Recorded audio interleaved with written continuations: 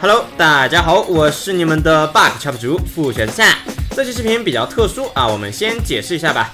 长久以来啊，咱们原神 bug 区一直是有个不成文的规定，就是涉及猿人卡掉派蒙出边界的 bug， 为了防止修复，咱们手上就算有方法也是不教的。但是凡事都有意外嘛，最近就有人去传播了一个出圈 bug 教程，你们现在去搜呢，也能搜到不止一个教程视频。就是说大伙都觉得瞒不下去了嘛，所以我们这些 UP 也合计着早晚都会被修复，那干脆发了算了。所以下面就教给你们一个简单的出圈 bug 卡法，不过虽然原理一样，但是和猿人卡法还是不一样的，我们需要用到祈愿功能。首先电脑端和手机端都可以卡，方法也非常简单，切出一个有皮肤的角色，找到一个锚点旁边的可对话 NPC，然后同时按下祈愿和对话，电脑端就是呼出鼠标点对话，同时键盘上按 F3。这里呢其实是对话要早按一点，而当你听到2个按键都触发的音效就可以了。然后我们在祈愿界面呢点这个左下角的晨辉兑换，再然后在兑换里找到任意一个怪物掉落材料，点开，里面有怪物掉落嘛，我们再点一下。如果画面出现了移动，那就算成功了，然后就打开追踪了嘛。我们点一下追踪，就自动打开了地图。然后呢，我们在原地传送。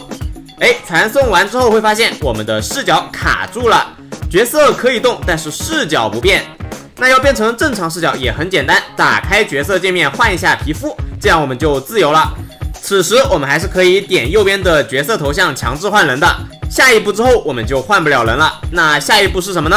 就是我们打开地图，再点一下别处的锚点传送一下，没有传送成功就对了。这个时候我们就已经完整的卡出了一个出圈 bug。在这个状态下，我们有好几个特性。首先就是我们可以无视派蒙去到边界之外了，可以去探索当前版本完全未开放的地区，派蒙再也不会出来阻拦我们了。我们之前做的几期探索枫丹未开放的地图也是用的这样的 bug。然后呢，这个时候我们无论干什么都有实停的效果，比如说迪卢克的大招开出来之后可以留在原地，原地火鸟打满伤害。还比如弓箭手的重击也会留在原地，绽放出特别漂亮的技能特效。以及伞兵，他的锋刃会非常酷炫的制空，可以说帅到没朋友，等等等等。还有就是这个时候呢，我们去看大系的怪物和生物大部分都跟失了智一样。首先就是没有仇恨了，其次就算是我们拉到了仇恨，他们也只能原地奔跑，没法攻击到你了。还有就是这个时候我们是无敌的，就算被怪物贴着人打也不会扣血。